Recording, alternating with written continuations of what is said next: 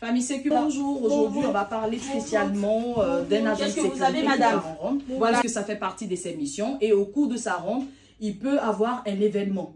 Ok, donc cette mise en situation va permettre à l'agent d'avoir la conduite à tenir lors d'un événement. Et je vous laisse voir jusqu'au bout qu'est-ce qui va se passer. Madame, oui? J'ai ma collègue qui ne se sent pas bien. Elle est dans la salle, là, le bureau du directeur. Elle ne se sent pas bien. Si vous pouvez venir aider, s'il vous plaît. D'accord, ok. Dans le bureau du directeur. Oui. Et là, comme je suis au cours de ma ronde en tant qu'agent de sécurité, je ne peux pas intervenir immédiatement. Il faut que je forme mon PC puisque c'est lui qui a en fait le téléphone urbain ou la ligne directe pour appeler les secours. Donc, je préviens mon responsable. PC pour agent. Transmettez. Au cours de ma ronde, on vient de m'informer que dans le bureau du directeur, il y a une femme qui fait un malaise. Donc, je vais faire une levée de doute. Bien reçu. Bien reçu. Apportez-moi la trousse de secours.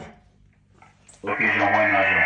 Voilà. Donc, j'ai prévenu mon chef d'équipe. Il va m'apporter la trousse de secours. Et moi, maintenant, je vais rentrer... Oui, madame. Qu'est-ce qui se passe? Qu'est-ce qui se passe, madame? Allez. Oh là là. Qu'est-ce que vous avez, madame? Voilà, là, déjà. Madame, là, automatiquement, on se rend compte que la dame ne répond pas, malgré que je l'ai secouée. Donc, il faut pouvoir la retourner tout doucement. Je vais secouer son épaule pour voir. Madame, là, elle ne répond pas. Donc, là, rapidement, je vais contrôler son inconscience. Donc, je vais prendre les mains. Madame, si vous m'entendez, serrez-moi la main. Là, je remarque qu'elle ne me serre pas la main. Madame, si vous m'entendez, clignez des yeux. Là, la dame ne cligne pas des yeux. Donc, c'est considéré qu'elle est inconsciente. Donc là, je vais contrôler sa respiration. Pour contrôler sa respiration, je vais libérer les voies aériennes. Donc, je vais mettre ma main et je vais basculer au niveau du cou. J'ouvre la bouche, je rapproche ma joue en regardant vers le ventre pendant 10 secondes. Et là, je remarque qu'elle respire. Et là, comme elle respire et qu'il n'y a pas eu de traumatisme, puisque j'étais présente au moment où elle s'est écroulée, donc je vais la mettre en position latérale de sécurité. Mais attention, il y a une position pour les obèses et les femmes enceintes. Donc, pour elle, à cause des vaisseaux sanguins, je vais la mettre sur le côté gauche en PLS, position latérale de sécurité.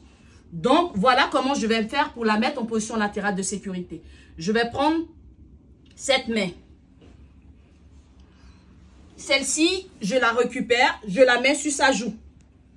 Je rapproche ses deux pieds. Et ce pied-là, ce pied droit, va faire effet piston. Donc, je le remonte. Et tout doucement, avec le ventre de la dame, je vais pousser tout doucement. Et regardez, je vais basculer et elle va venir vers moi. Donc, je la mets vers moi.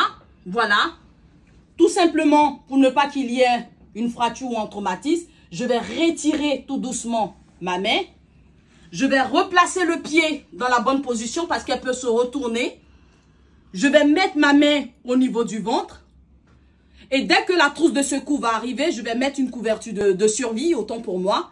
Et je vais attendre jusqu'à l'arrivée des secours et voir s'il y a toujours le mouvement au niveau de son ventre. Si jamais il n'y a plus de mouvement, en ce moment-là, c'est un arrêt cardiaque, donc je vais faire un massage. Merci, likez, partagez et on se dit à bientôt pour une autre vidéo.